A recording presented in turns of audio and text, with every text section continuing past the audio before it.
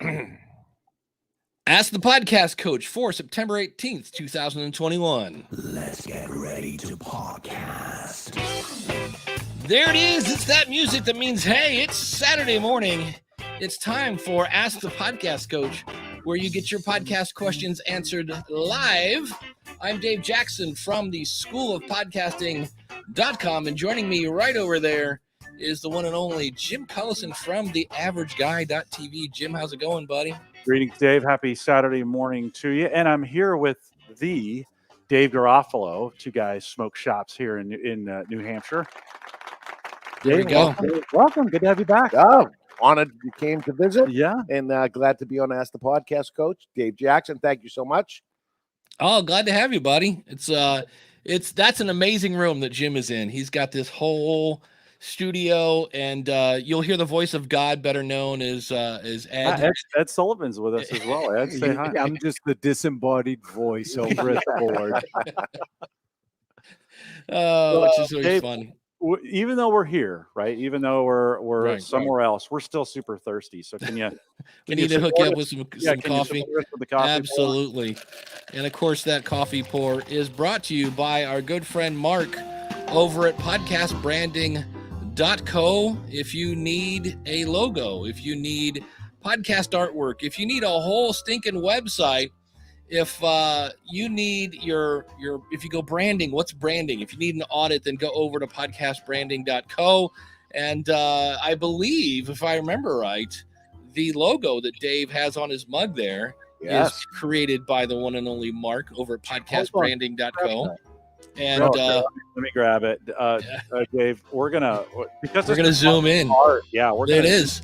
The Cigar Authority logo, once again, created by the lovely, the talented Mark over at podcastbranding.co. So if you need to look professional, and I was doing something last night. I found a new tool called VoiceForm, and I had to upload my logo. And every time I upload my logo, I'm like, thank you, Mark. I look so much better than I used to. So if you need it, go over to podcastbranding.co and tell him that Jim and Dave sent you. You know,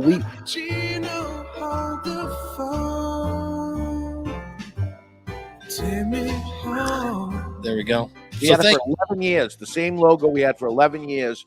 And I heard the ad on this show, and I said, it's time to freshen this thing up. Yeah. And so it's not just somebody looking for a logo that never had one before. Your logo is most likely used up and old. And you put that really everywhere, right? Now, because it looks good, because the other one we kind of threw together ourselves 12 years ago. Yeah. And now it looks cool, and it is professional. Yeah. Yeah. Dave, we should give some credit to our friends over Dan Lefebvre over at True Story Podcast, based on a truestorypodcast.com. If you're looking for a podcast to listen to, you can actually see it here, which is pretty great. So Dan, of course, if you're looking for a podcast that really talks about, anything based on a true story, was it really? Dan talks about it. So Dan, thanks for sponsoring the mug as well. Dave Jackson. I'm going to have to start saying Dave Jackson, Dave Garofalo. Better than two Johns, I guess. This is going to be a challenge. You were in the pre-show, you were mentioning, of course, the Cigar Authority has been a very successful podcast, right? I mean, thousands, tens of thousands, tens of thousands. And yet you run one of the largest cigar retail outlets in the world. And it has flip-flopped that I am the guy from the Cigar Authority podcast and not the guy that did everything he did for 36 years to build the empire I built. No, it's this. This is what it is. And as much as it's very nice that it's this, it's almost like, really? You can't believe the amount of work I did for that. And this is what I'm known for. But do you think, does Cigar Authority become what it is if the retail outlet isn't what it is? Would that have happened? I don't know. I don't know. And what comes first, the chicken or the egg, right? The other way around. Would it have built my business, or did my business build my podcast? Yeah. Or did it have nothing to do with each other? I don't know. Yeah. You can't go back. But I seem to think, well, and you guys were an overnight success that took 10 years. Yeah, absolutely. Right. Let's say Dave knows. It was 2010 for me. I didn't go 2005, but 2010, people said, podcast? what? How do I do that? How do I, so the beginning part was horrible. Yeah. Well, and your topic with your demographic of cigar smokers skews a lot older. Anyway, right. Anyway, so it wasn't like he was doing a tech podcast. Most of his target audience hadn't figured things out way back then. Well, I mean, the podcast industry has matured in that time as well. Like lots more opportunities, whether it's a Clubhouse, we'll talk about that in a little bit, or even on the social media sites, getting Facebook, Twitter, LinkedIn, some of those haven't grown.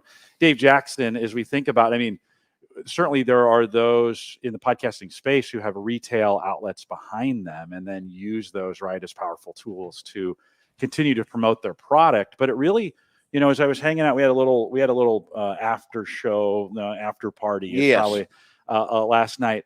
And there's folks there, Dave Jackson, from all over, Michigan, Montana, California, and a great opportunity, to bring folks in that aren't your local customers. Right.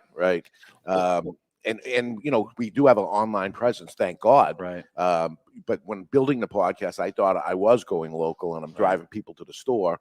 Little did I know it was worldwide. Right. And so now we have to change gear a little bit and talk a little different to people instead of giving the address of the store, which we stopped doing a long time ago because it doesn't matter. Maybe we give the web address. That's all. Yeah. Dave Jackson, you want to add anything to that? Well, I just think it's amazing, again, for anyone who just kind of popped in, for lack of a better phrase, you guys are in Boston, and to come from Montana, I mean, it's like the complete opposite side of the country. That's pretty amazing. So. And I was telling they took their vacation in order to do it because our show was on our event we did was on Thursday. They show up on Wednesday and they're coming for the show today on Saturday. So this was actually it breaks my heart actually that they saved their 1 week paid vacation for me, and I'm like, I'm sorry. And the guy comes with his wife and I'm like, I don't know what to say besides I'm sorry. And she said, are you kidding me? We like it. So I don't know. It's weird. The last night, the folks from Montana who brought the beverages, we'll say, he owns a liquor store, and he was asking me some questions about starting a podcast. And then I said, he's like, no, there's probably not that many liquor podcasts. And I was like, oh yeah, there's a lot. There's actually quite a few. I said, but that shouldn't stop Absolutely. You, right? Find the niche or the different thing, because there wasn't a lot of cigar podcasts, that's for sure, but there is now. Yeah. And it's no problem. I know them all, and we're all friendly, and they do it differently than we do it. And I listen to theirs and they listen to mine. They make believe like they don't listen to mine, but I know you listen to mine. Yeah. Well, and you have oftentimes you feature guests that are in the industry, but sometimes, I mean, you've brought in other influencers, or you're going from comedians to athletes, and and even some folks that may be in your space, right? Some influencers or some other retailers. You've been on other retailers' podcasts, right? So, that works. It's in this industry, it still works to kind of do some cross promotion. Listen, maybe their audience doesn't listen to my show, so I go on their show, and the same vice versa or something, and they'll decide at that point. It doesn't have to be them or us. It can be both. So they can do that. Yeah, I always say it's not radio where you're both on at 7:30. You know what I mean? It's like you can listen to Dave on Monday and listen to this other guy on Tuesday. And if there's another cigar one, listen to that on Wednesday. I think right now the average podcast listener listens to 6 episodes a week. So something like that. And we always try to figure out, are they saying 6 episodes or 6 shows? There's a difference in that. Right. But it's not radio. And by all means.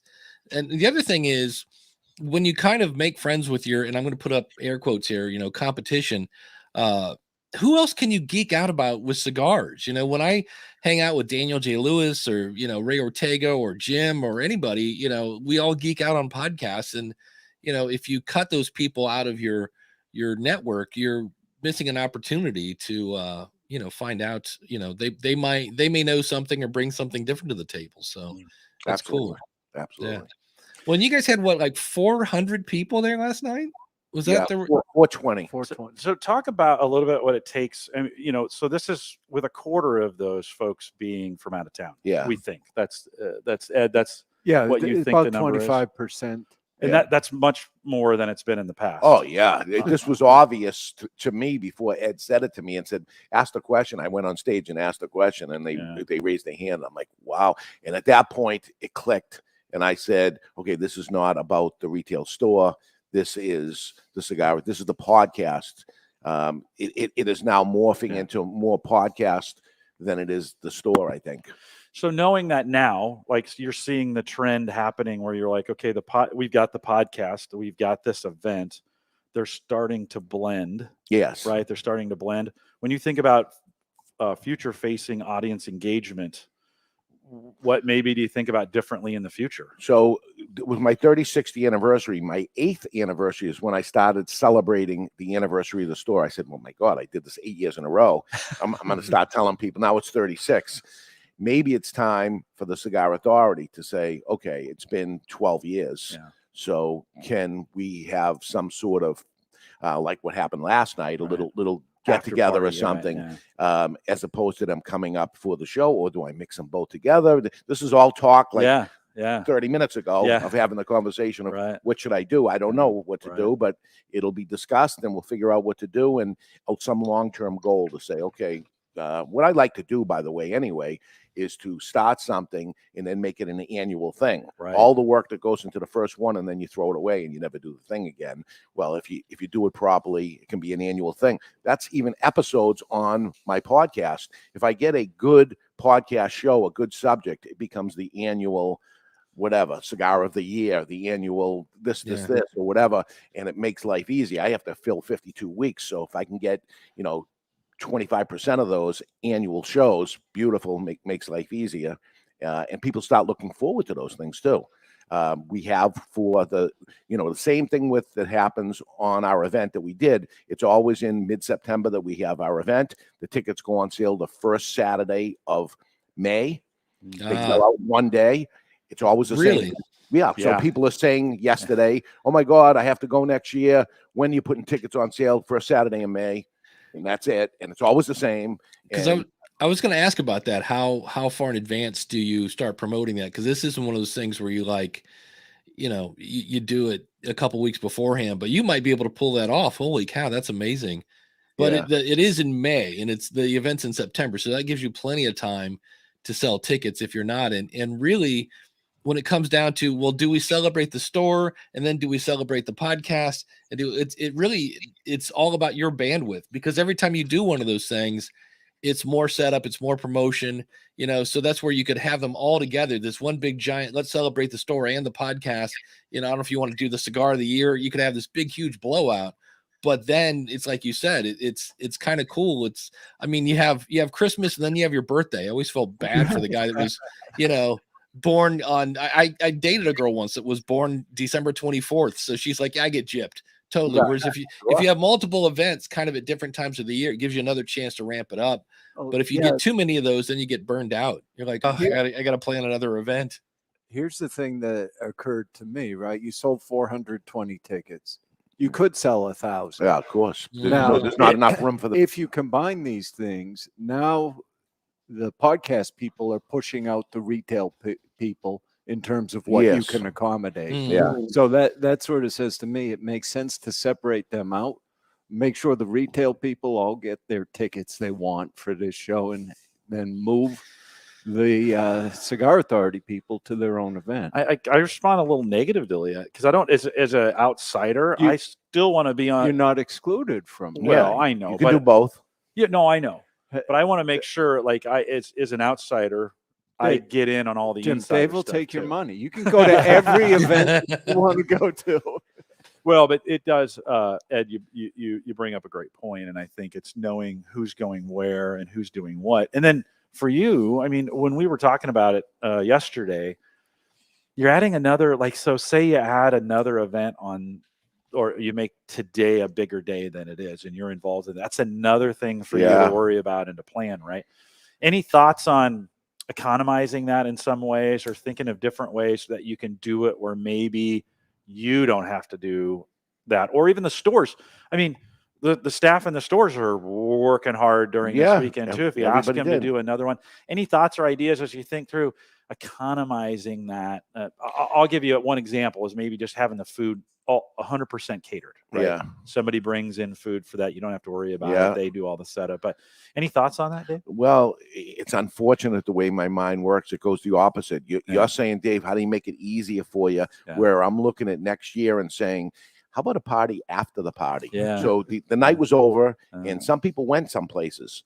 And why can't they go back to my store at midnight and some manufacturer host the thing or whatever and do that? Or how about beforehand, everybody was in a parking lot, basically tailgating beforehand. Why don't we do something at the store and bring them there and just add more crap to my plate? But that's what I end up doing to myself. So I do need somebody. I need a psychiatrist on the other side saying, all right, calm down, you're getting older here, make it easier. But I want to make it better. You know, and unfortunately making it better requires it to be more complicated and more work. But I try to outdo myself, and people say it to me at the end of every single show that I do is, what are you going to do next year? How are you going to outdo yourself this time? You know, and right now that's in my mind, and I have to gear next year's up to make it better than this year's. And that goes for the podcast itself. Next week's show, I try to make better than this week's show. All this time, just try to keep improving little things, learning from other people, especially the School of Podcasting and stuff.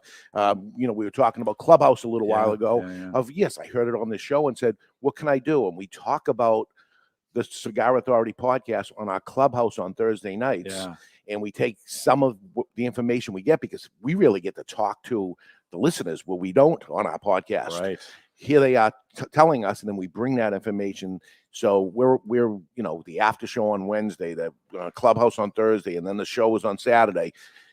And then it just keeps going. You know, the normal Tuesday is I'll stop by Dave's office. He'll say, did you hear? Ask the podcast coach. Should we be looking at this? Should we be doing that? So it's really a constant effort to change things and tune them and try to make the show better. Yeah, I'm an older dude, and you know what I see that happens and I hear in all kinds of industries that they say, oh, the guy's old and stuff and he doesn't get with the times. And I said, I never want to be that guy. I want to move up with the times. And when the internet came in, we're the first ones doing it. We're barcoding things, and we were actually the second cigar company to have a website. And okay, get the website going. Now what's the next thing? And whatever the next thing is, podcasting. Nobody was doing it. Okay, I'm going to be a retailer doing podcasting. Whatever the next deal is, you guys mentioned Clubhouse. The next week I was like, okay, how do I set up Clubhouse, and what's the next thing to do? Well, and you guys went through, and Dave Jackson, you and I, you know, we have a Clubhouse open, but we really haven't. I mean, it's there. Right. Besides the first couple of weeks we did it, we haven't gotten a lot of engagement. Yeah, we had a ton when nobody could get into it, and everybody was talking about it. Like, how do I get in? How do I get in? So it was super hot. Right now we got Chris and Joel are listening in Clubhouse. I don't really promote it a lot. Like yesterday, I was so proud of myself because I actually made the room a day ahead of time. So if people happen to be looking for podcasting, they could find it and go, oh, add this to my calendar and things like that. I should, in fact, I'm going to. I can make that reoccurring. And the only reason I didn't was there was some weird rule that you had to have so many rooms before you could have a club. Well, now I have a club. They change the rules over there all the time. So I just need to make that reoccurring so people know it's there if they want to listen to it. But I know. Go ahead. Yeah, well, let me say one of the things you guys did differently on Clubhouse that we didn't do is, and it wasn't a hit right away. Like I kind of was with you guys as you struggled to kind of figure out, like, what are we going to do with this thing?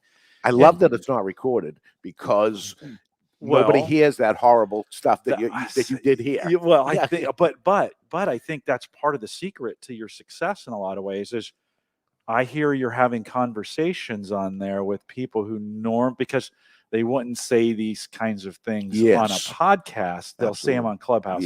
Can you talk a little bit about that? So, you know, this is industry people that are in there, and they may jump in and say something, and they say, well, this, you know, of course, there's a whole bunch of people listening, and they'll say, well, this isn't for public Well, you're saying it public, but it's not recorded. Yeah. Therefore, it disappears and it's gone, and they Right, feel okay with that, or they question something, really specific industry stuff that somebody will say.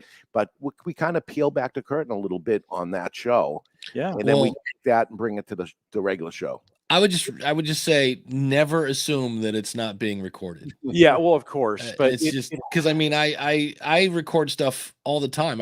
Somebody contacted this week because I played a small clip of Howard Stern in my last episode, and they said, "How are you doing that legally?" I said, "I'm not doing it legally." I go, "It's illegal." I said, "Now, if I were to get challenged on that, the defense I would use in court, and court is not cheap." I go, is I also talked about how I used it as an educational tool. I said, so that would be my defense. I said, but realize, yes, they could easily take me to court and say, hey, you played a clip from Sirius Satellite Radio and you didn't have the rights to do that. I said, so I'm taking a chance. And I go, now, do I think Howard Stern is listening to my podcast? Do I think no. If Benji Bronk might be, I used to email back and forth. He's one of the guys, one of his writers. I go, but so I always assume that is in Clubhouse. I always assume it's being recorded, and yet on the same hand, I also assume that nobody's listening to my podcast. But inherently, though, the platform really is not a recorded right. platform. And so, what I've watched is now you guys get on there. It's Thursday nights, and you get a lot. You get a lot of folks to jump in there, and then. You said something about to me. It's a different kind of engagement than the podcast. Talk a little bit about that. Because I want to engage, but in a podcast, there's really not a lot of that besides the chat room, right? Yeah, and it's a much smaller audience that are listening live Saturday afternoon. We get the bulk of our stuff that hits Monday morning, maybe Sunday night or something. People are listening to this stuff on their own time or whatever. But being able to talk to the person, and the people that write into us and stuff, a lot of the stuff that happens on our show happened because the audience told us, hey, why don't you do this? Why don't you do that? And I'll say when it comes out, oh my God, that's a great idea. Circle that idea. And it becomes mine at that point. There's no, hey, thanks for this. It becomes it's mine. It's that good. I joke with them that it's that good, but we incorporate it in because as a retailer, what you want to do is give the customer what they want. So they're coming right out and telling you this is what they want. How much easier can it be? Let's give them what they want instead of fight and say, no, I'm going to make them want this instead. No, just give them what you want. They'll say, okay, we'll give you that. And they take well to it. I never will forget when I was working for the New Media Expo, and the guy moved it to be it was a breadcrumb on the table of the NAB. And they separated the community. The courses were over here and the hangout area was over here. When we get done, and he's like, so what's the word on the street? And I go, well, I talked to a lot of people. I said, and since we moved here with the NAB, I go, I don't think it's a case where people hate change. I go, they really, really hated it. I go, I said, nobody could find anybody. It was too much walking. It was just decentralized. I go, absolutely. I didn't have one person that they said when we found the speakers, they were great. I said, so, okay, sounds like I did my job. I said, but all in all, they really hated the New Media Expo being part of NAB. And the owner looked at me and goes, well, that's too bad. He goes, because we're, and I was like, wow, you're like, he's just like, I don't care. And now, of course, he also. But why did he ask the question? Why did he ask the question? He exactly got the answer he didn't want to hear, but. Yeah, and but sometimes we get down, we start going down a path of our own. Like, no, I want, especially in retail, I want my retail business to be this way. And when the customer starts saying, "Look, I'm going to buy it from you this way," right, they're ready to give you money, but I want you to do it this way. I think you got to take some of that feedback. You have to pivot. You have to change up and stuff. And much like I said, as an older guy, no, this is the way we did it in the 60s back in the day. This is the way it was. People used to come in and they gave us coins, and that's how it worked. No, they give a credit card now. Well, we don't accept credit cards. Are you out of your mind? Because that's how people pay for things now. So change up or go out. That's it. Yeah. You also get back to Clubhouse. You also get ideas or subjects from Clubhouse that then you bring into the after show. Absolutely. Right? It almost becomes the show now. I'd say 80% of the time, what is discussed on Clubhouse is, notes are taken during it. And I said, okay, we got something here. And that becomes the after show for the following week. And then the people in Clubhouse that are obviously a smaller group or something, they hear it, but we've cleaned it up a little. We've taken out what certain things were said. It's only a 20-minute after show. Yeah.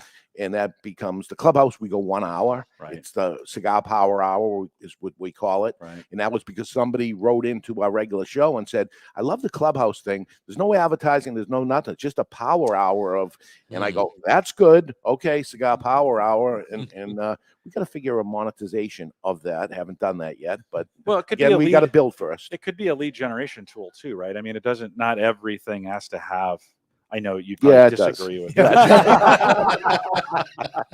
I'm an entrepreneur. This is what I do. At the end of it, it took 3.5 years for the first ad. 3.5 years for me to get the first ad, a 2-hour show every single week.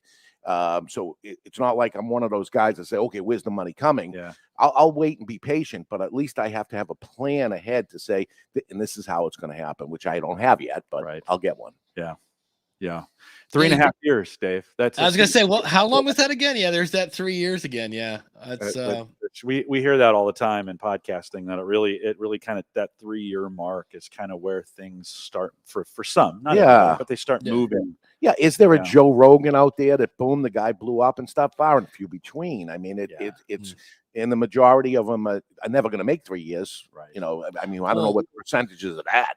Well, and Joe started in 1989. That's what most people forget. I'm like, he started his stand-up in 1989, and I forget, it was a lot of years before he even made like his first CD. I want to say it was like 4 years, and it took him, it took him a long time to get that 100 million. I'm like, he earned every penny. That story, right? 10 years to get there. Yeah. Dave Jackson, you did this more. You used to do it more. You stopped yourself, and now I'm kind of wondering if we should come back to it, but you used to you'd float topics that you thought you were going to do on School of Podcasting, right? Yeah.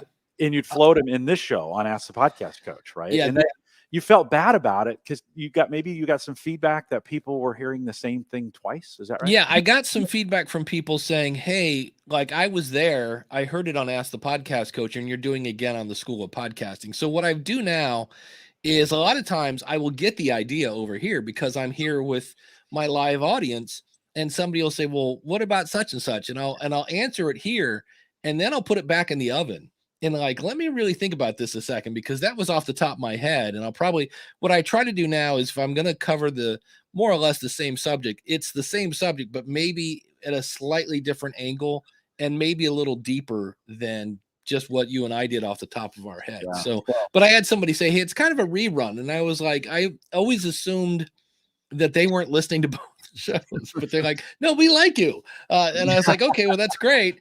But it was kind of different. But so, yeah, and there are times you'll hear me say it here. I'm like, hey, just for the record, I'm going to talk about this on the school. So I'm kind of letting you know this, I'm going to do this twice, because this is a good topic. Like, anytime I find a really cool tool or something like that, because I assume that people aren't listening to both, or in some cases, maybe I talked about a tool at the beginning of this show, but I talked about it at the end of the School of Podcasting. So maybe you didn't get it there, things like that. And or a deeper dive, you say, or you leave a little thing hanging. I'll get more deep into that on the School of Podcasting. Yeah. So some little thing hanging out there that let me check on that and get back to you on that. And you're going to bring the person over. And I think there's some opportunities for cross promotion across those properties, right? As we think about even here, ours, Ask the Podcast Coach and School of Podcasting have that opportunity.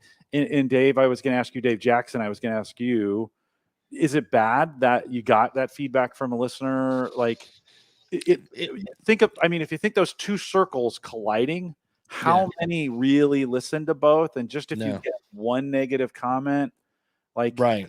That's true. You're making a decision based on one person's feedback. Yes. Yeah.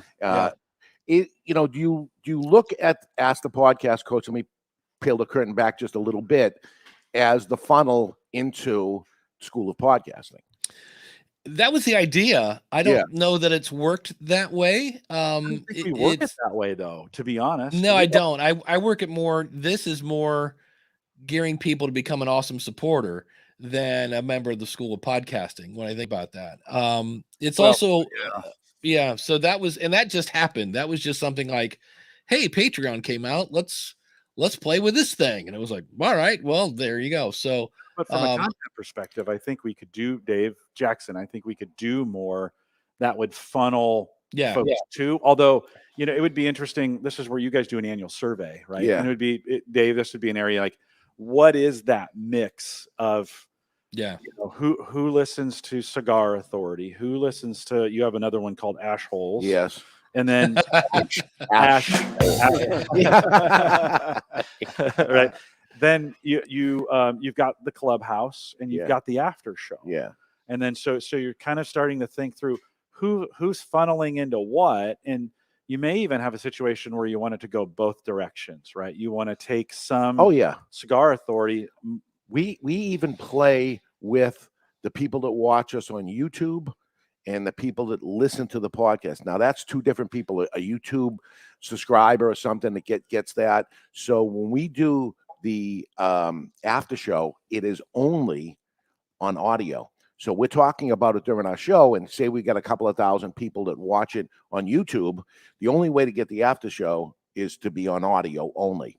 But if you subscribe to Mewe, which, by the way, we're in tobacco, so we got thrown off of Facebook, and all kinds of different things happen over the years because we're a tobacco thing, and everybody knows how evil tobacco is. So we have to be careful of all those things. So I want people to subscribe in every aspect, because when we get thrown off, where do we find you at that point? You've already subscribed. If you're listening to the after show, the only way to do it is to listen, unless you're on Mewe, because what do? You end up recording that way anyway through YouTube. I record the video and pull the audio out of it. Yeah, I end up. So we have it. So we put it out there just as a gift for people to go to YouTube, Mewe, and then they can actually see the show, which airs on Wednesday. The after show doesn't air on Wednesday, but we put it on the people for Mewe on Tuesday, day early. So very, very quickly, we grew our Mewe audience because we gave them something special if they go there. And there's really nothing to look at anyway. But and because I believe that there's nothing to look at, it's an audio show. We said, all right, that's not enough to give them. You can see it. So let's just give it to them a day early. Yeah. So the video portion for just them shows up a day early, and then everybody else gets it there. But we bring it up. We say it during the regular show, and we watch our audience grow each and every way. So I want to grow, like you say, the shows, but I want to actually grow where they listen to this also in every aspect, because I'm afraid one of these people are going to throw us out, like YouTube. Right. The other one is Odyssey. That again, I learn all this stuff from you guys. Thank you, and learn about the next platform, and then I go see Ed the next day. And usually on Tuesdays, I see Ed Tuesday morning, and I bring it up, and he smiles because he knows exactly where I heard it. But says, then he's got the information. He doesn't always smile. I say thanks, Dave Jackson, for creating more work for me. Well, nobody knows. When you said Mewe, right? I mean, like no one had heard of who's it. Mewe, right? Well, you want to watch Dave's head explode, check out, I'll just give my affiliate link. If you go to supportthisShow.com/circle, I think it's circle.so or IO or something like that. Yeah, it's basically your own Facebook that you can charge to get access to. And that way you don't have to worry about anybody kicking you off because you're paying for the platform. So, and you can actually let people, it's the thing that's cool about it is you can give people as much power to communicate with each other, or make it to where they only communicate with you, and you can make groups and polls, and it sends out a newsletter. Hey, here's what happened in the community that you missed, and all sorts of fun stuff. And it's funny because I keep interviewing people, and this is not on purpose, that have left Facebook and they've moved to Circle. So, well, when you guys moved to Mewe, I was like, you guys are crazy. Yeah. Like, seriously, Mewe? And I reluctantly downloaded the app so I could be in there and such. But but you're there. There's people there. There's conversation there, and so your listeners have moved there. I mean, there's a very active group. Because and I say it to the audience, I'm afraid I was taken down off of Facebook. Right. We were taken off of Instagram. and there was talk about taking us down on YouTube because YouTube says you can't put commercial content in there. We have commercials during our show, Right.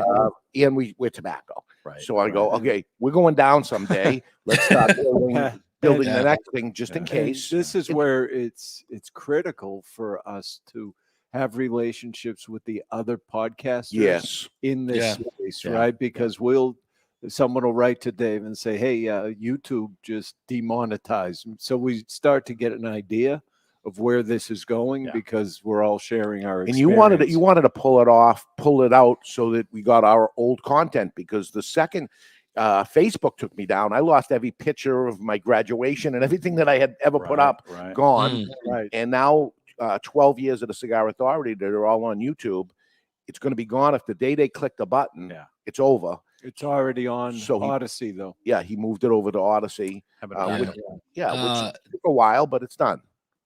Tiana wants to know if you have a mailing list. I would assume you do. A big one, I would think. Yeah. So, Dave, Dave Jackson, while you're queuing up the awesome supporters, for that, that mailing list, you guys in Cigar Authority just came up with a one sheet kind of flavor wheel, right? Yes. And then one of the things to get that, I get your email address. Yeah. So we talked about this flavor wheel that I created, and we talked about the flavors on it. Then I said, just go to thecigarauthority.com and click flavor wheel, and we'll send you a free flavor wheel. So the page they get to says, what's your name and address? So they're assuming I'm going to mail it to them. What's your email address? Thank you. And now we send it by email. Right.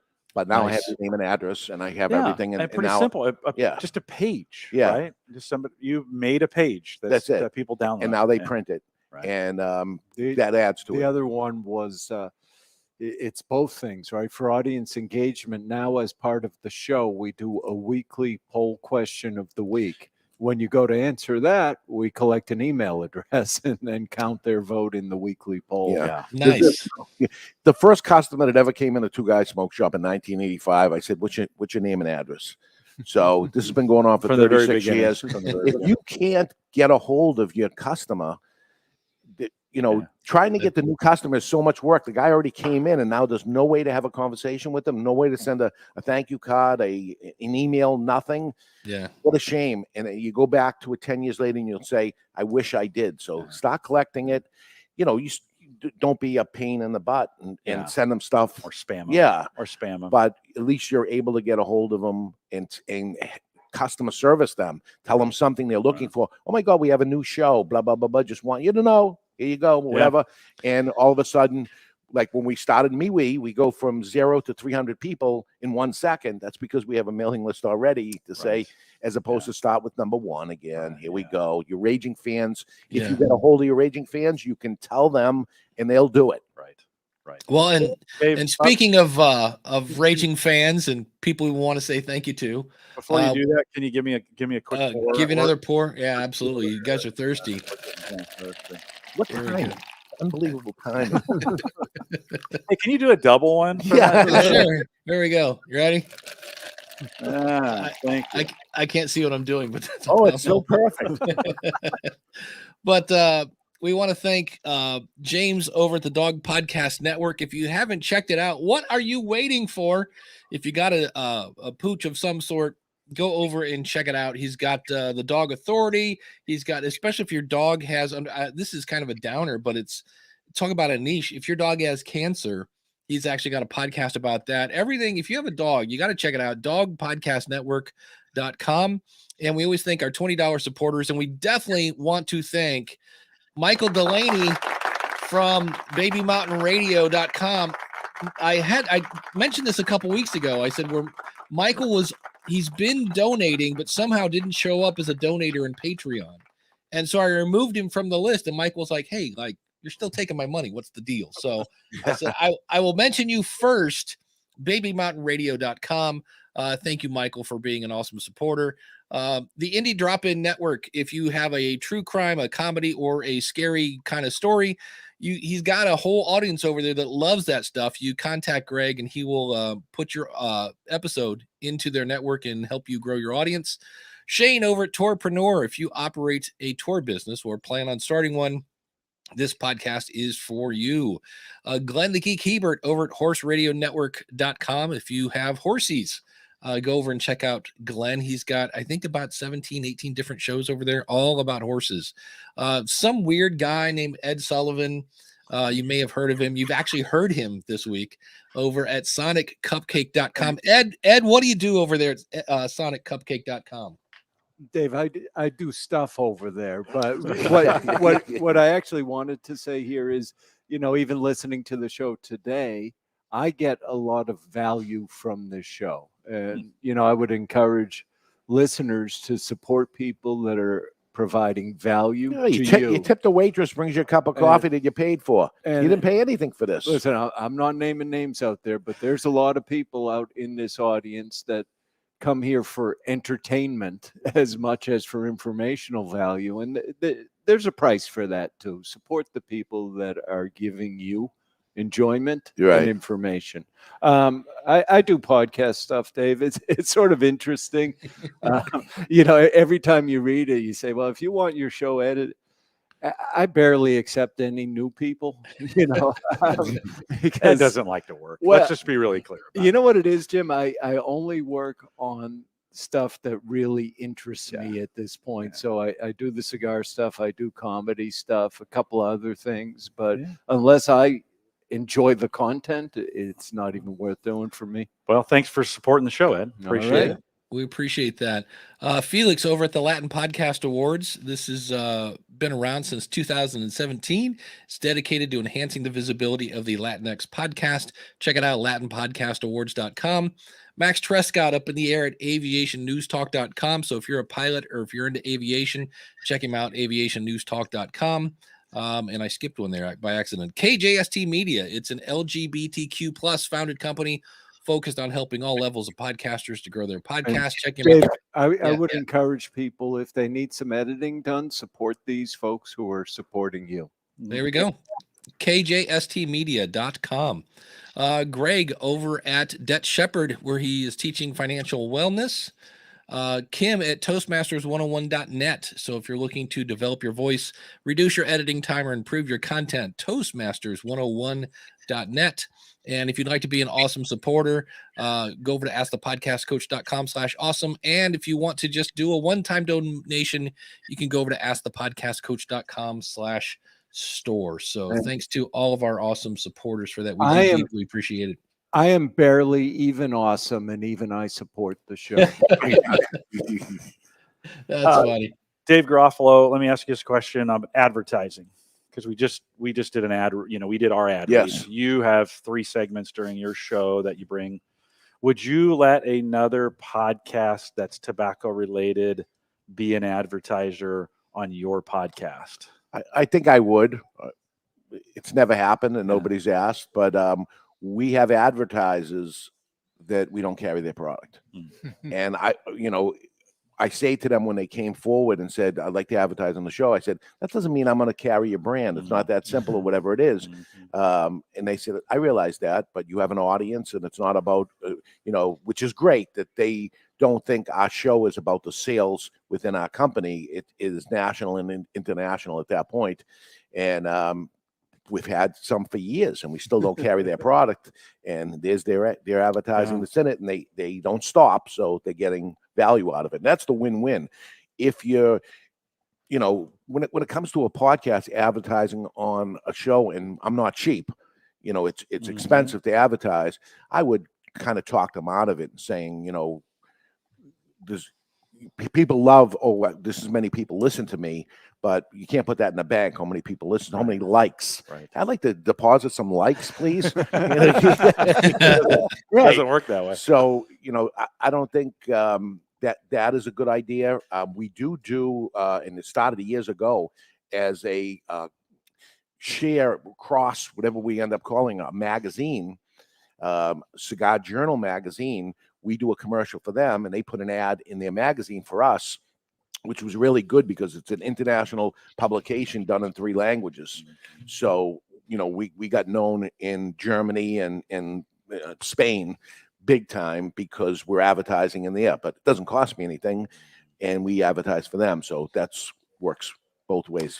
What happens when you have a guest who is in the industry and, might represent company A, and then you got a company B advertisement right down below there at the same time? Does that get awkward? It happens every week. Yes. Except when Nick Perdomo is on the Right. show. So we have segments that things happen much like your coffee pour, right? That all of a sudden it's there. So you're doing a coffee pour on somebody's podcast, and I have my own podcast, right? And here you are talking to me while you're advertising somebody else. Right. Well, one of our things is we cut the cigar, brought to you by blah blah blah. I'm sitting there with the owner of brand B, right? And I'm talking about brand A, and while he's cutting the cigar, and it's cutting his cigar is brought to you by his competitor, right? How weird is that? But it works. It works. It works. Yeah. No, it does work. And I think some podcasters would get very weird for them, and it still may have some weirdness, but sometimes it does, depending if the guy's not friendly with the other guy. Yeah. And I feel a little. Everybody gets along in the tobacco industry, right? Yeah, there's no competition. Love fest. You were at the anniversary party. Dave had 16 of the biggest manufacturers of tobacco products at his party, and they were all hanging out together, talking to each other. So no fist fights in the parking lot. No. And at the end of the night, that they go back to trying to destroy each other. Yeah. Right. That's it. Well, and that's where you could always, if you wanted to, if you had something like a Patreon or something like that, you could always put a line that we reserve the right to, limit the whatever, give yourself an ad if you really wanted to. But my whole thing, I go back to the days of being a musician. We used to be friends with other bands because they would let us know if a new club opened up or something like that. And we would do the same thing. And I'm like, look, if I had Melissa, who's she worked for Teachable. She's kind of a course guru, and she's also a podcast consultant. And I just go with the thing like, look, if you've been listening to me for 16 years and you decide to go with her, that's on me. That's not on her. It's like somehow I have failed you. I have not built enough of a relationship with you that you wanted to hire me to launch your podcast. And that's where I got to look at myself and go, okay, what can I do better? Because as a band, we were like, we just want to be better than everybody else. And so, we're like, oh yeah, we're fine talking about these guys because we think we're better. So, and that doesn't mean I think I'm the best, but to me, it's like, I think we can learn from everybody and get insights and things like that. So if for some reason somebody goes to somebody else, I'm like, well, all right, well, let's look at why they did that. A different style. That's true. Style or whatever it is. It's well, it's really funny because Daniel J. Lewis and I are friends, and we've both sent emails to each other. It's like, well, I started listening to Daniel, but I don't know, that guy's kind of dry. And then he had one where the guy had said, oh, I was listening to Dave, but man, that guy's kind of goofy, and it's like, so, but they found the perfect person. Daniel's very much a deep dive with all sorts of facts, and I'm much more of, goofiness. I embrace my goofiness. So absolutely. Yeah. Dave Jackson, we got a comment in the chat saying today's show is really different. I like Jim's location today, Dave, as you clear that cough and get some liquid in there. Yeah. How important is the sound stage here? I mean, this was intentional, right? And Ed, back up a little bit if you would on the screen, just so folks kind of get to see.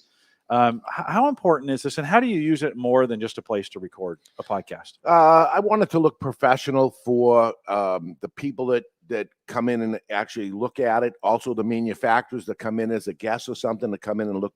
Again, I charge a lot of money for advertising. I want it to look a certain way, but we're on the second floor of a cigar shop. Yeah.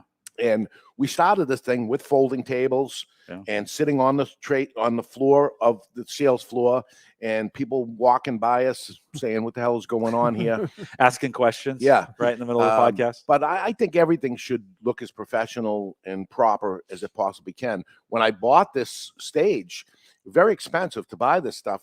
And the lady was asking me about it, and they said, what station is this for? And I said, no, I'm putting a podcast studio together. And she said, oh, I'm sorry, that's not what you want. And then she shows me something else. And I said, no, that's exactly what I want. And I actually had a fighter to allow this. I said, don't let your boss hear you talking like this. Just sell me this. And I don't understand, but now I'm able to, this is a podcast studio. I built it for me, but it's sitting there. And then somebody says to me one day, what a shame. It sits here 6 days a week, 23 hours. Yeah. And it's just sitting here. And, you know, you should make this available for other people. So now there's a whole bunch of podcasters that come here and do their show from here. So, you know, you figure that out as it goes on, but it was made just for me. Yeah. So it would look this nice. And again, it's a podcast. It's not a video thing. It's a podcast. But YouTube is the #2 search engine, right, to Google. So there's a whole bunch of people listening to this show right now on YouTube. Yeah. So you know, how much can you get out of that and your show notes and all these things that can drive somebody to the next thing? After a long period of time, it's worth it. Is it worth it day one? No. My God, geez. You know, I have a pizza oven in my yard. Cost me, say, $10,000 for this pizza oven. Well, the first time I made a pizza, they said, how's the pizza? I said, it's terrible. $10,000 for that first pizza. Second one, they're $5,000. It's never going to be worth the pizza, you know, but it's the whole overall experience. What's the value to it overall? And it's the look of it. And here I am on Ask the Podcast Coach, a show about podcasting, and you're showing my set. Have you ever showed anybody else's set before? No. So look at the value of that. Right. And maybe there's somebody in New England somewhere that says, geez, I want to look like that, and I don't have $100,000 to do. Okay, come here and you can do your show at Studio 21. Right. Yeah. Craig wants to know if that's a non-smoking area. It can be. Right now, it's not. I'm looking at an audience of smokers in front of me. I was just typing an answer. I would say generally it is not a smoking area, with the exception of the cigar podcasts, but the barbecue guys love to have a cigar on their show. So smoking is optional but encouraged. Yeah, and it's up to the person that rented it out. And I kind of thought through this too. Like, should we be smoking a cigar today on Ask the Podcast Coach? And I kind of defaulted to like, no, that's kind of not our normal thing here. You know, we did coffee pour and some other things. So I kind of said, yeah, let's not. There's Cigar Authorities coming on right after this, and folks will be here to do that. But that was kind of my choice. That felt like that stepped outside of Ask the Podcast Coach a little too much at that point, maybe. People log in, they're like, I got the wrong channel. What's going on? Ed's off screen and he was puffing on a cigar. But the off-camera talent, maybe. So, but that was something I kind of thought through a little bit. Like, do we want to do that? Right. And, you know, trying to stay in the feel of what we normally do here. It may be, and you guys on Cigar Authority have a pretty, I mean, there's a lot of things you can do. We've done, you've done liquor tastings like bourbon and whiskey and some of those kinds of things. You've had food on there. I brought soda the last time I was in here and we talked about that. So that opens up anything you wouldn't do on the podcast on the Cigar Authority. Anything you wouldn't do? There's nudity. Thought you wouldn't. Well, Dave, there was one particular episode where Mr. Jonathan had a few too many drinks, and while he wasn't nude, he was down to his briefs. Okay. And yet there's a counter here, but the worst spot of all, he was sitting there. Yeah. And the person who had it the worst was Ed over there. I was a producer. I had a view that I don't want to sit in this chair anymore. All right. I can't. Ed, can you bring me a new chair? I can't unsee that. No, it's interesting because Cigar Authority, the vibe of it is a lounge experience. You know, people coming to sit with their friends and talk about a variety of topics. So we often get into the food thing, which is why Dave created something with and for our audience. Which is what? Well, you remember you made that cookbook? The Cigar Authority cookbook. So we just launched it.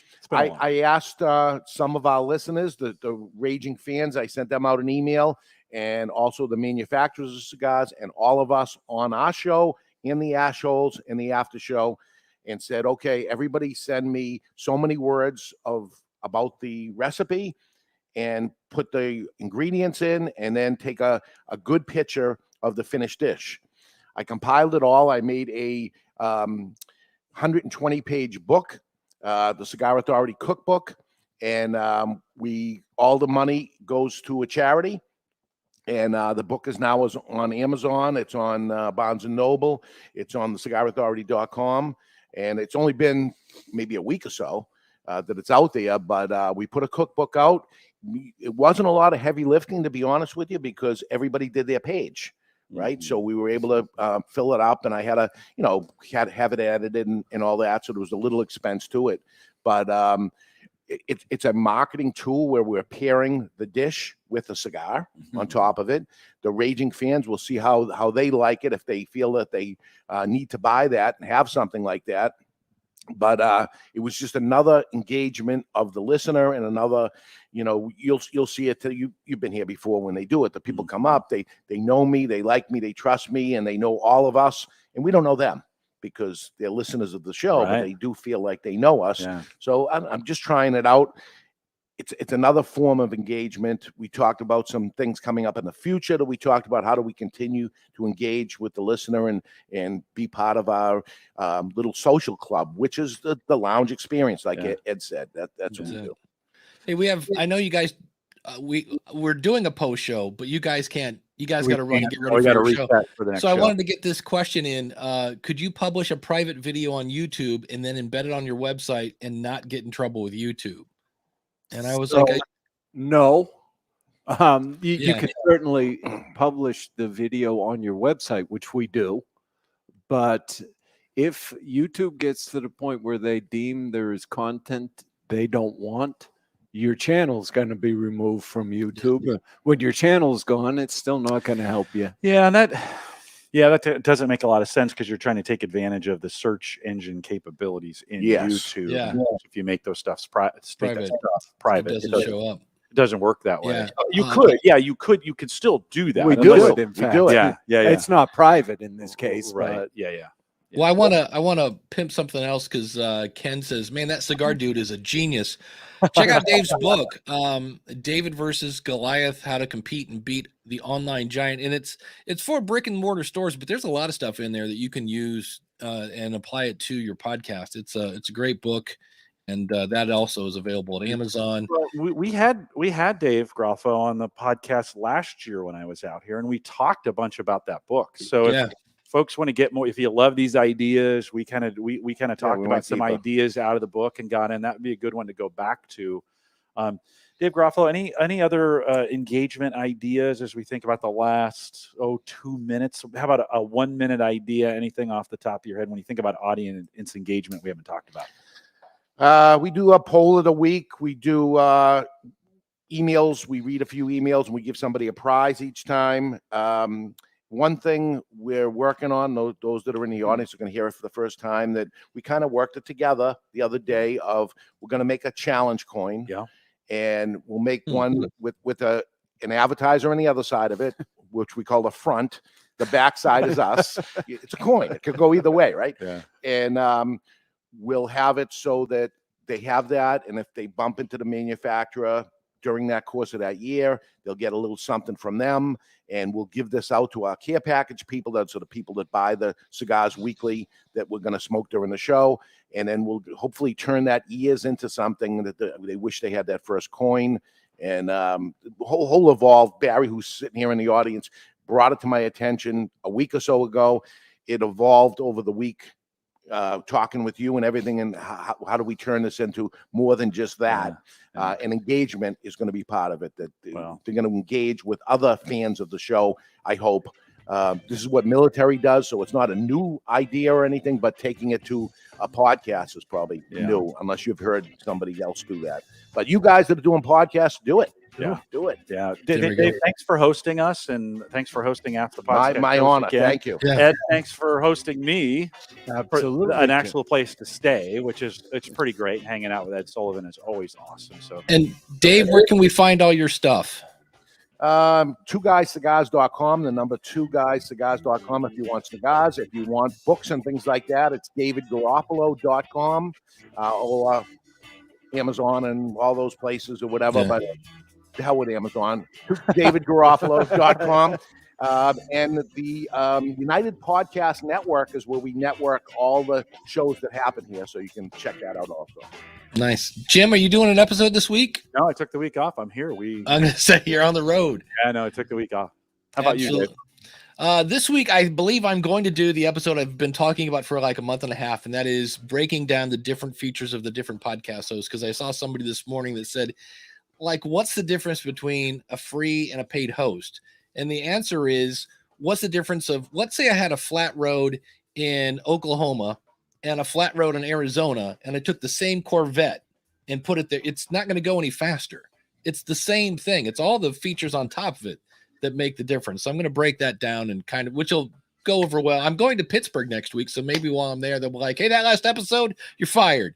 We'll see. So, but stick around. We are going to, Jim and Dave have to run to do their show, but we are going to do some post-show here, so feel free to stick around. I see I got a question that we're going to talk about. So thanks, everybody, for showing up. Stick around for some post-show.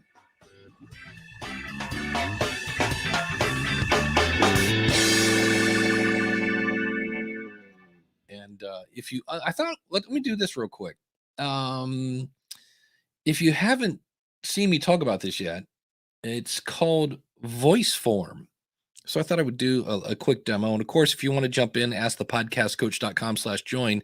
Let's make a quick survey. So if I go create a voice form, and you can go to, in fact, let me get my link here real quick.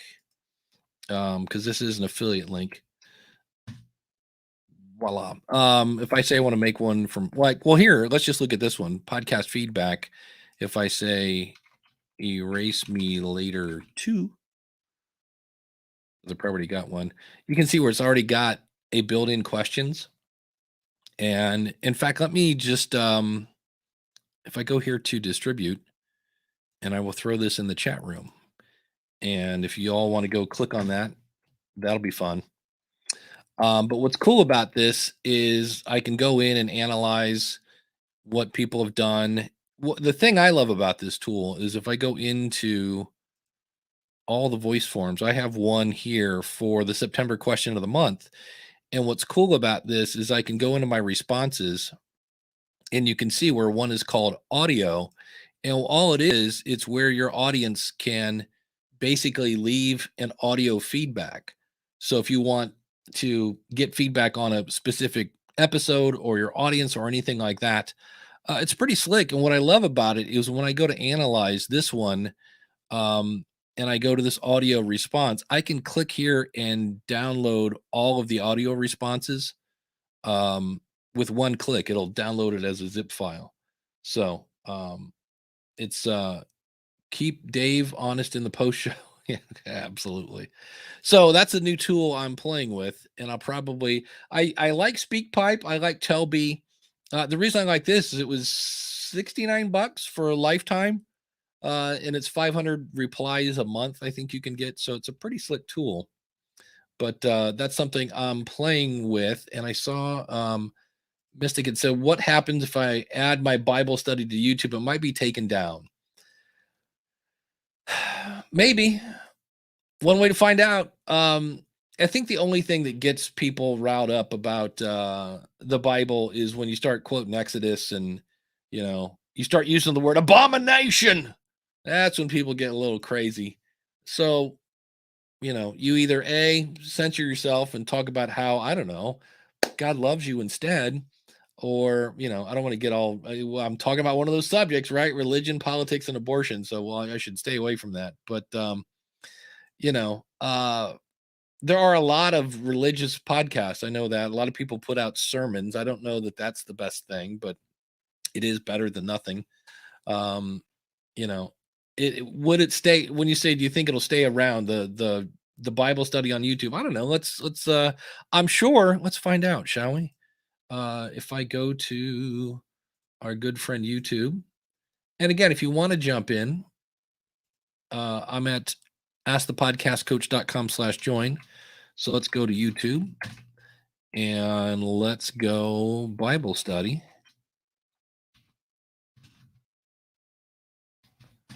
Sure, there's got to be, yeah. And of course the Duck Dynasty people are all over the front page here. And most of these are somewhat famous people, but not all of them.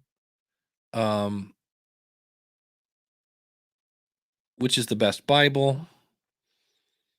Small group study. I wonder what the audio sounds like on this. Okay, that looks a little more professionally done. So, you know, my worry here is if we all get afraid to say anything because they're going to take it down, well, then we're not going to learn anything. We're not going to, things that need to be said, like, I think, you ready? It's Jim's not here to stop me from going all conspiracy theory. I really think in about 10 years, we're going to have a problem, because if you listen to, let me bring this up, Congressional Dish. Here's the fun thing. You guys want to hear some really scary words? Have you ever been in a situation where you hear somebody say your name and you go, wow, I didn't even know they existed? And sometimes that's a good thing. Like if you're in high school and all of a sudden that cute person you've been trying to get the attention of says, well, blah, blah, blah, Dave Jackson. And you're like, oh my gosh, so-and-so said my name. I'm on her radar. In this episode about hunting domestic terrorists, the word podcasting is now coming out of the people in the U.S. Congress. And what hunting domestic terrorists is if you take the Patriot Act and turn it against U.S. citizens, that's what she's talking about. Now, I'm not saying that's what's going to happen, but she explains. And again, if you go to her show notes, she's like, look, if I'm wrong, please tell me. And you can see here in her show notes where she's listed exactly the background sources and links to all the different things. And so without getting too weird, I think we're going to run into a problem, because we are finding out that either A, the government isn't doing what we're paying them to do, or in some cases, the news that we get was paid for by a big company.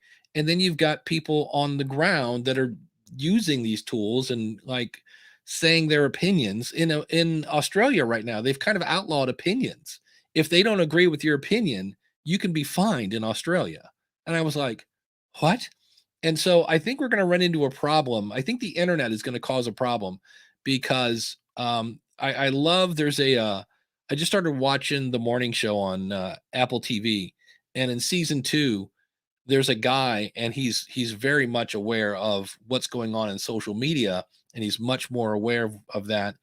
And he's working for a TV station that is still focused on the people that are listening through rabbit ears. And he's like, okay, look, everybody else has gone to the cloud. Enjoy your caveman broadcasting. And I think that's going to be a problem, is eventually people aren't going to listen to, well, I mean, the MTV Music Awards just were on, and they didn't even have 1 million viewers, where that used to get like 12 million viewers. Like, people aren't watching TV anymore, because I had an episode a couple of weeks ago, and you can skip questions.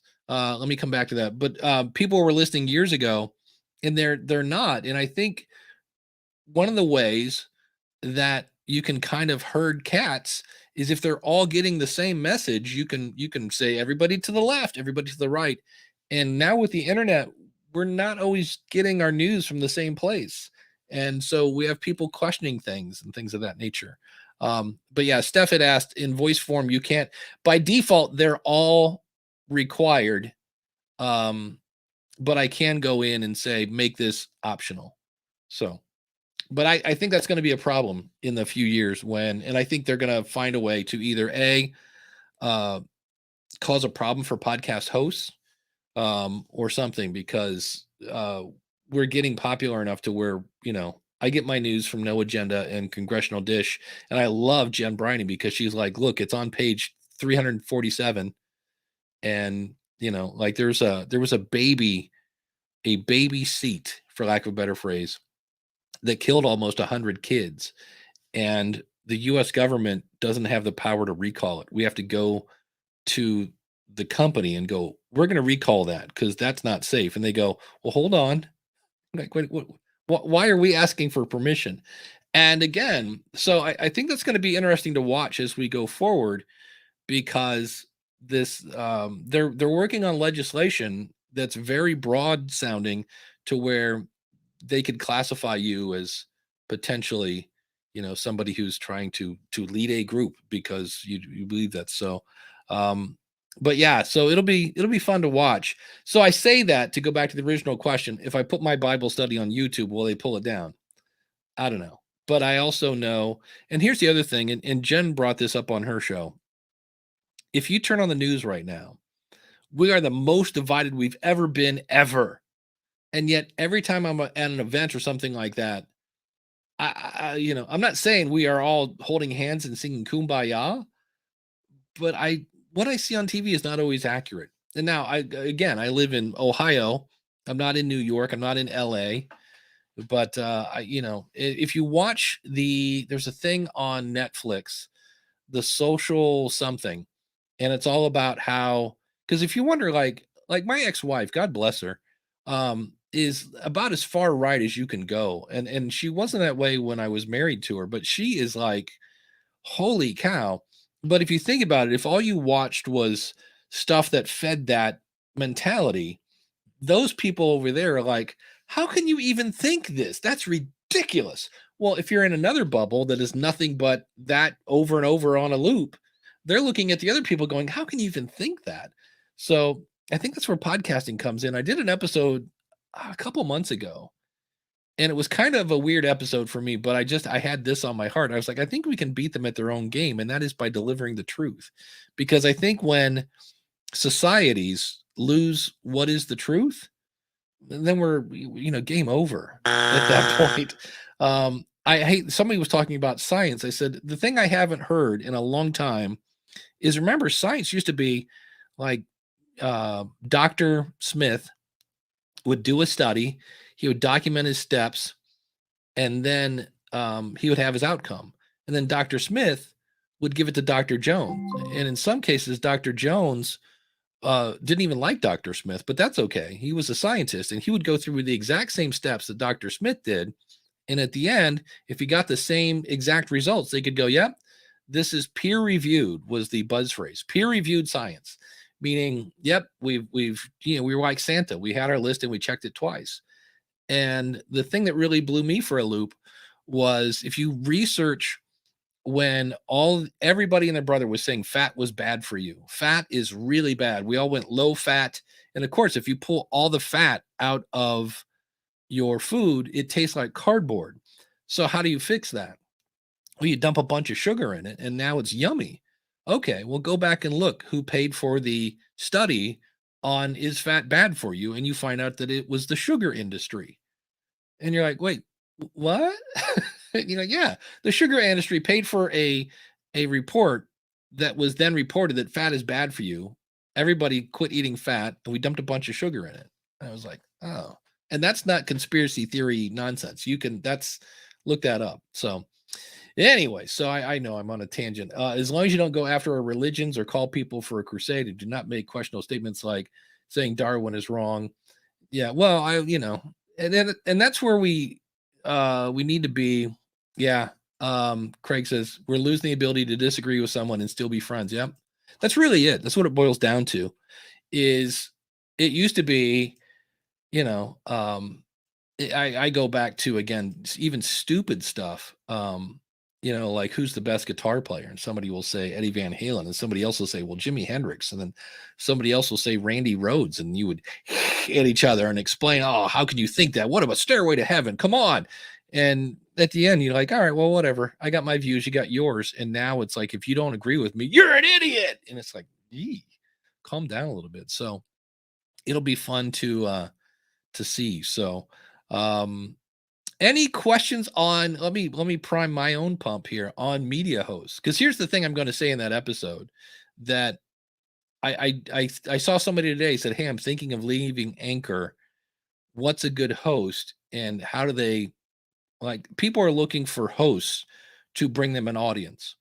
And I know, like, even Captivate says, one that's got marketing stuff. And in the end, I don't really see where, Libsyn has a directory that somewhat promotes you. And, but in the end, it reminds me when, again, I think I've said this like 12 times today, back when I was in a band, there were some bands that looked for the club to bring the audience so they could play in front of them.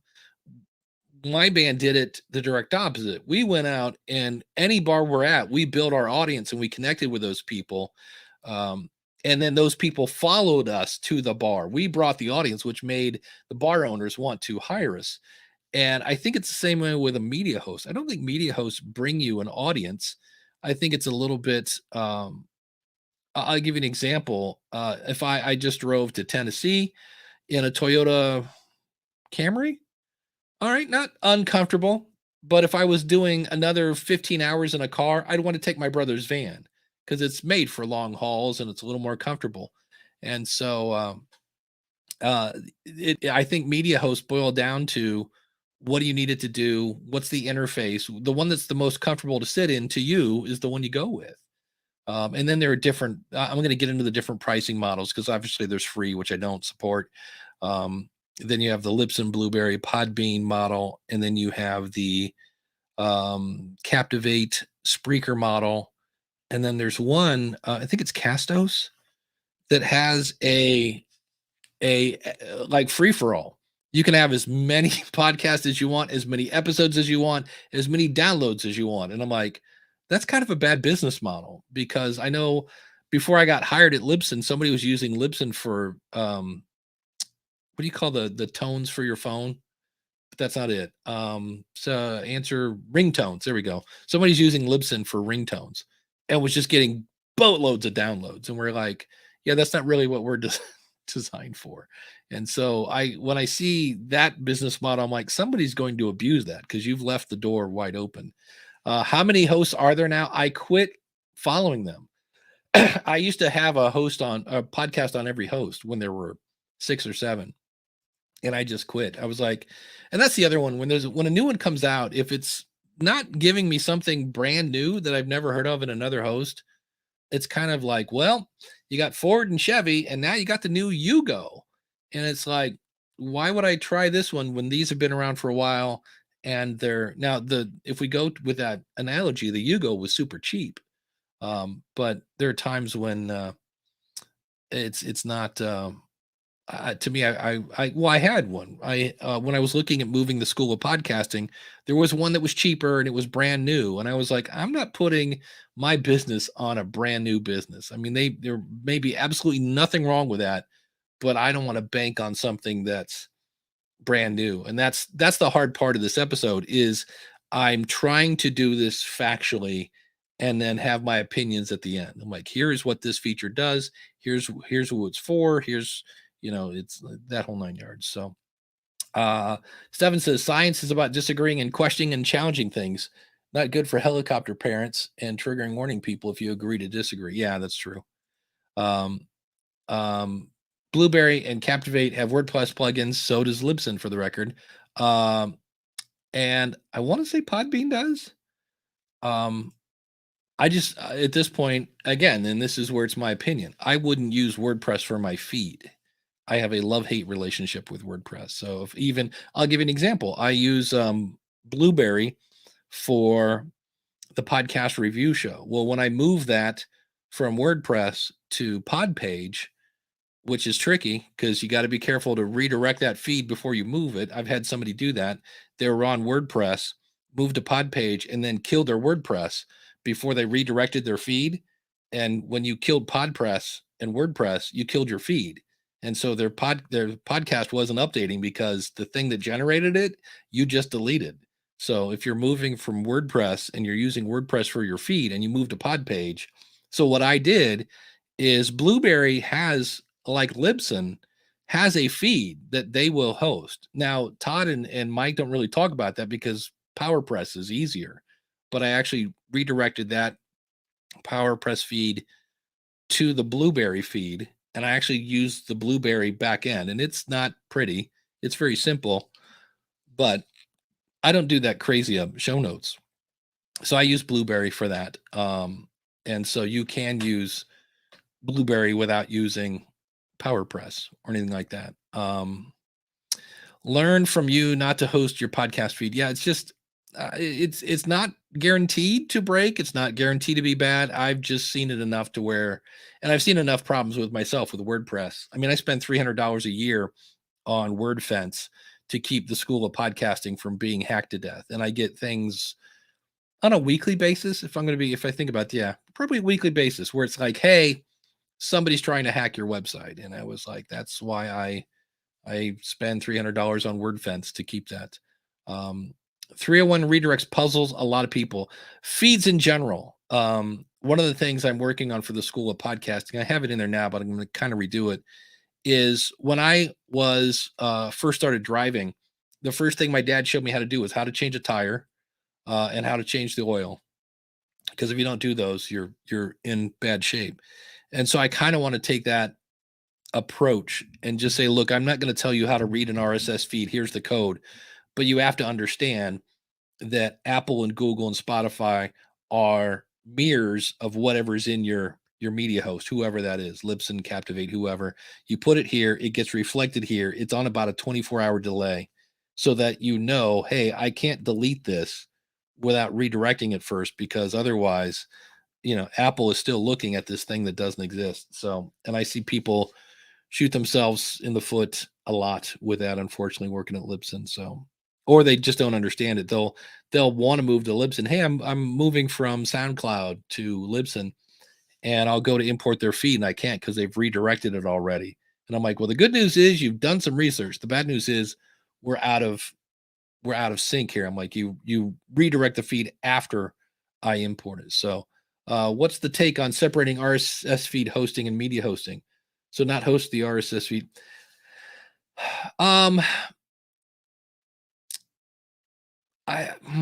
To me, that's adding complications, because a media host, unless you're on like Jim's media host, we just started, it's only $1.99, isn't going to go out of business. And my whole thing is like,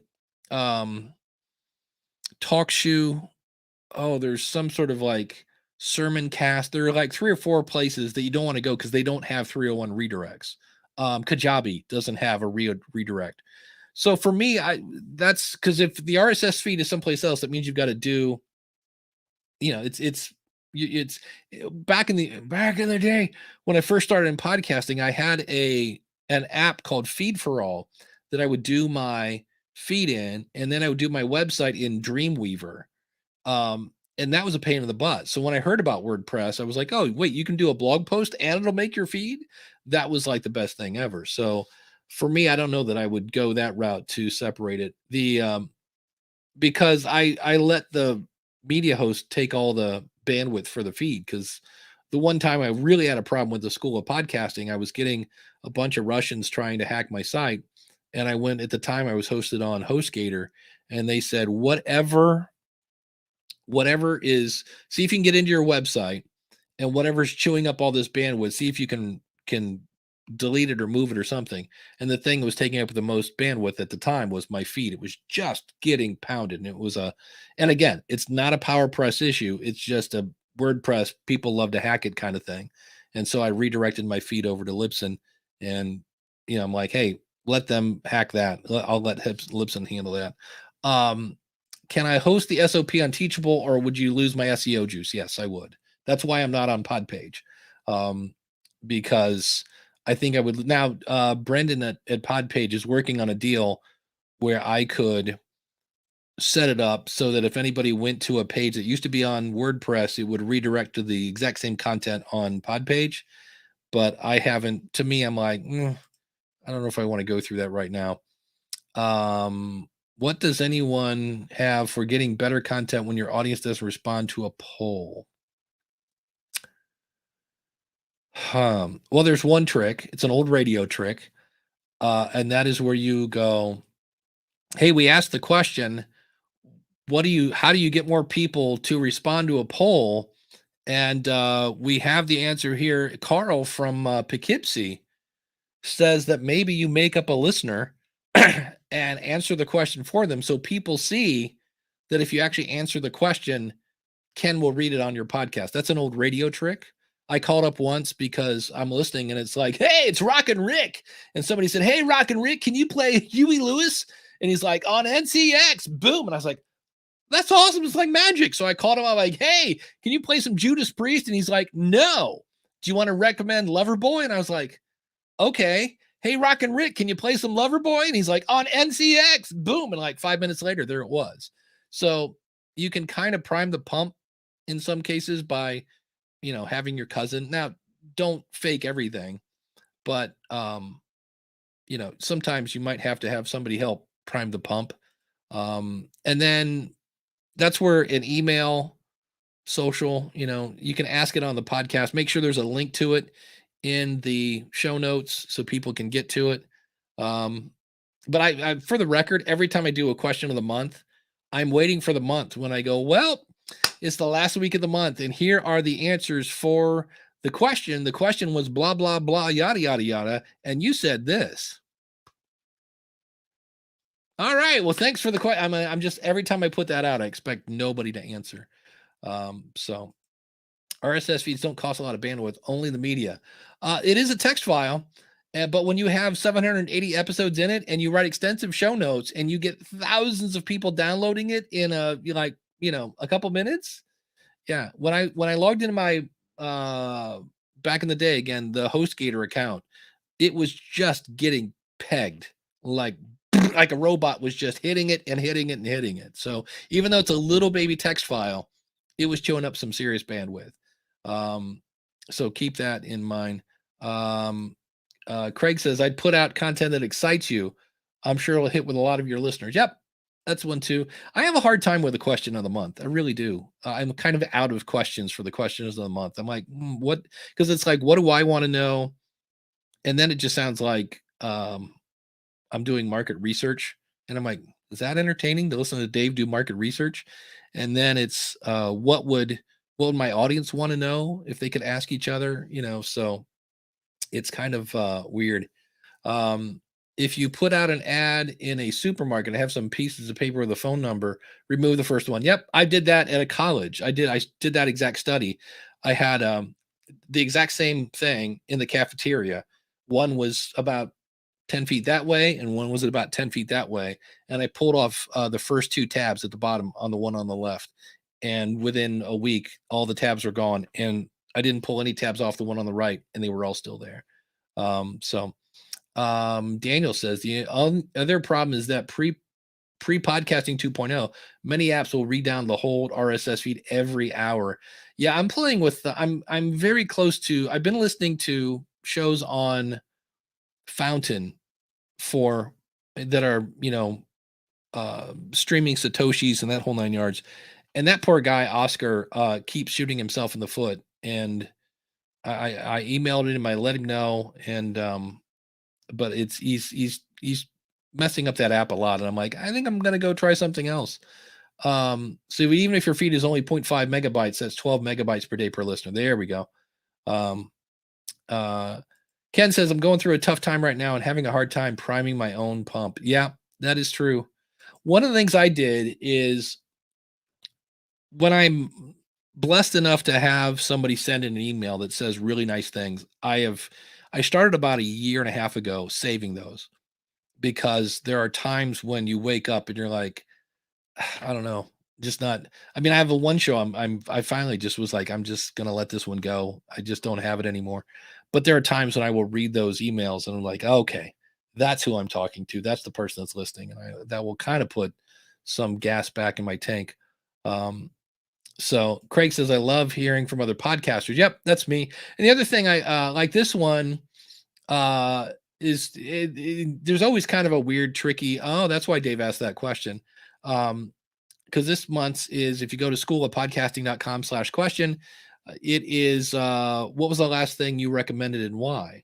And what that also gives me, so we're learning about like what people think is good content and why they recommended it, but it also gives me an insight into what my audience is listening to which I can go, oh, they might like, if that guy's listening to that, and that guy's listening to that, and she's listening to this might fit better. So it just gives me an idea of that. Yeah, Steven says, put a content delivery network in front of your site like a proxy. Yeah, exactly. Just for the record, though, keep in mind that I am not making this up. Last week had somebody that I said, oh, just copy and paste this into your website. And I'm not making this up. They said, what do you mean by copy and paste? So in some cases, that's who is podcasting. The person that says, what do you mean when you say copy and paste? So when you say, oh, just put a CDN in front of them, they're like, yeah, that's not going to work for some people. So speaking of that, let me we're talking about the whole Satoshi thing. And if you got a question and you want to jump in, just go to askthepodcastcoach.com/join. I put Ask the Podcast Coach on Satoshi stream, and so far I have 0 sats. The Podcast Rodeo Show has 0 sats. Podcasting Resources, which I just put on last night, has 0 sats. Leading the Bleeding, a show about Bitcoin, 12,353 sats, which is like $5, something like that. So at this point, just putting your show on there is not going to guarantee that you're going to get some sats. And if you go to my YouTube channel, I've got a video that shows you how to do that. The key to that is set yourself up in Telegram first, then add your show. And boy, is that the process then a whole lot easier. But I'm trying to get a link. And you have to ask about it. So like right now, I could say boost, and go that route. But if you want to set your show up on receiving Bitcoin, that's that. And I think I'm trying to find a time when Harry Duran can join. It was kind of his and I's idea. And Harry's a busy guy trying to find a time when he can. So Daniel says, just put a CDN in front of the RSS. So whenever there's an HTTP request or that URL, you stop saying letters. Stop it. What's up with all the letters, you people? Exactly. So it gets a little crazy. But what else? What other questions do we have? Oh, it's 12 o'clock. We could shut this thing down. But yeah, if you haven't heard episode 237 of Congressional Dish, you might want to hear that. Thanks to Dave again from the Cigar Authority. Jim will be back in Nebraska next week. So we'll be back to normal. I think maybe not next week, but somewhere in the future, I just got contacted by Booster something. It's some sort of StreamYard kind of thing. And I met the guy yesterday and he's like, would you be willing to kick the tires on it? I said, I'm going to kick the tires a little harder than usual. I said, because I tried this with Riverside's live streaming. And he's like, and it was very fun watching him not say negative things about Riverside. But he said what I said, which is they might be great for recording interviews, but as a live streaming platform, But I said, I just told him, I said, here's what I'm using, StreamYard. I go, and here's why. I love the lower thirds. I love the fact I can pull the chat in. I love the fact that it records it. It puts it on YouTube. I go, so does your thing do all that? And he kind of was like, yeah. And I was like, well, then I'm willing to kick the tires on it. I wish I could remember the name of it, though. Something Boost Pod. It was here. If I go to Indie PodCon, it was a sponsor at Joe's event. And Booster something. Everything's Pod Boost, Boost Pod, blah, blah. And Joe has updated his site, so I can't see the sponsors. That was quick. Nope. All right. Well, let me double check here. Nope. Okay. So, thanks so much for hanging around for the post show. My lovely little rants. And we're worried about people pulling stuff down. let's give them something to pull down then. If you're gonna go down swinging is what I say. So again, going back to I don't know if we talked about this. The fact that Norm Macdonald just would like double down on Norm Macdonald. So if you didn't like him doing this, he's like, I'm going to do it twice as much now. And I thought that was kind of funny. I'm an old rebel, old hippie, I guess, at heart. So everybody enjoy their weekend.